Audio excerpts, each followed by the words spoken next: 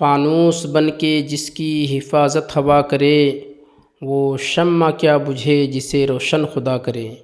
مفتی سلمان اظہری اسی وقت سے تشدد پسندوں کے نشانے پر ہیں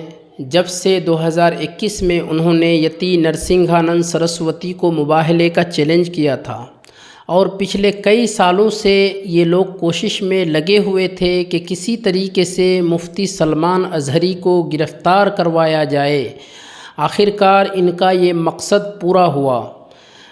گزشتہ دنوں جوناگڑھ گجرات کے کسی پروگرام میں مفتی صاحب نے دوران تقریر ایک معروف شعر کو کچھ اس طرح سے پڑھا تھا: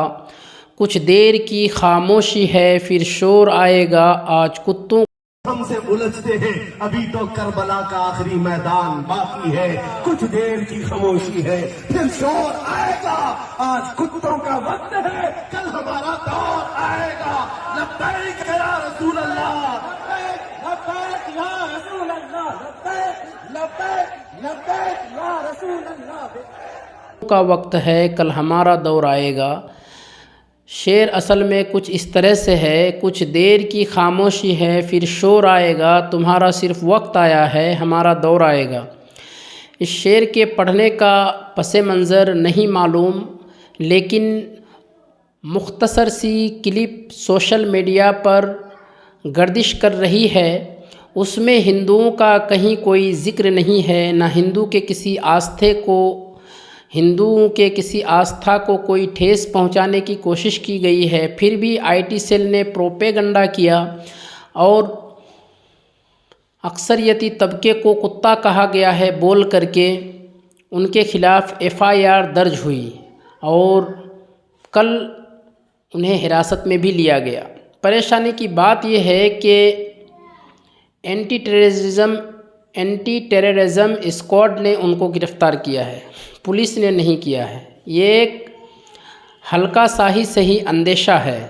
اور اللہ نہ کرے کہ کہیں مفتی صاحب سلمان اظہری صاحب کے خلاف قومی سلامتی قانون یعنی NSA نیشنل سیکیورٹی ایکٹ کا نفاذ نہ ہو جائے۔ اگر خدا نہ کرے ایسا ہوا تو شرجیل امام اور علی کی طرح اور بھی کئی سارے لوگ جنہیں لمبے وقت تک جیل کی سلاخوں کے پیچھے قید میں رکھا گیا ہے، ان کو بھی نہ کہیں رکھیں۔ مولانا قمر غنی عثمانی کا معاملہ آپ دیکھ لیجئے، کب سے جیل میں ہیں، بند ہیں۔ دعا کریں کہ اللہ تعالیٰ ان سب کی اور دیگر سیاسی قیدیوں کی رہائی کی سبیل غیبی طریقے پر آسان فرمائے۔ ایک طرف یہ معمولی بیانات ہیں جنہیں توڑ مڑوڑ کر مسلمانوں کو گرفتار کیا جا رہا ہے اور لمبے عرصے تک قید و بند کی زندگی گزارنے پر مجبور کیا جا رہا ہے، اور دوسری جانب مختلف دھرم سنسدوں میں کی جانے والی مسلم مخالف زہر افشاں تقریریں ہیں جن میں مسلمانوں کے سماجی اور معاشی بائیکاٹ کی قسمیں لی جاتی ہیں، بلکہ کبھی کبھار تو قتل عام کی دعوت بھی دی جاتی ہے، اور ہندو طبقوں میں جو نوجوان ہے اس کو ابھارا جاتا ہے کہ ان لوگوں کو مارو، اور اسی کے رد عمل میں موب لنچنگ جیسے معاملات کئی سالوں سے پیش آ رہے ہیں، لیکن ان سب کو نظر انداز کیا جا رہا ہے، انہیں گرفتار نہیں کیا جاتا۔ اگر کبھی کسی کی گرفتاری عمل میں آئی تو اس سے باعزت بری کر دیا جاتا ہے، اسے ضمانت پر چھوڑ دیا جاتا ہے، لیکن مفتی سلمان اظہری کی گرفتاری کے ذریعے ایک ہی پیغام دیا جا رہا ہے، اور وہ یہ کہ جو بھی سرکار کی آنکھ میں آنکھ ڈال کر بات کرنے کی کوشش کرے گا اس کی جگہ صرف اور صرف جیل ہے۔ اس لیے جو چند لوگ بھی حکومتی پالیسیوں اور روز افزوں مسلم مخالف ماحول پر لکھتے بولتے ہیں وہ خاموش رہنے میں ہی اپنی عافیت سمجھیں۔ میں عرض یہ کروں گا کہ یہ وقت ہندی مسلمانوں کے لیے انتہائی آزمائش کا وقت ہے، اس لیے ہمیں چاہیے کہ کچھ بھی لکھنے بولنے سے پہلے اسے ناپ تول لیں، جذبات کی لے میں آ کر کے بغیر اپنی بات کو سمجھے، جذبات کے رو میں بہے بغیر اپنی بات کہیں۔ ہمیں اس وہم سے نکلنا ہی ہوگا کہ جب ملک میں سیکولر جمہوریت ہے اور جب اکثریتی طبقے کے لوگ بلا جھجک ہر قسم کی باتیں کہہ رہے ہیں، ہر قسم کی باتیں کر سکتے ہیں اور لوگوں کو دھمکی دے سکتے ہیں، تو ہم کیوں نہیں؟ اس ذہنیت سے ہمیں نکلنا ہوگا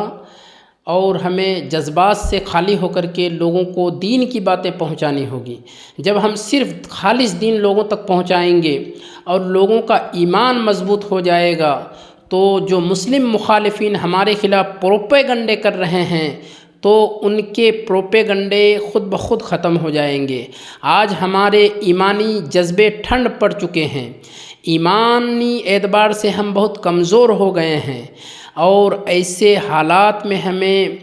جذبات سے نہیں، جوش سے نہیں، بلکہ ہوش سے کام لینے کی ضرورت ہے۔ اللہ تبارک و تعالیٰ کی بارگاہ میں دعا کرتا ہوں کہ اللہ تعالیٰ مسلمانوں کی حفاظت عطا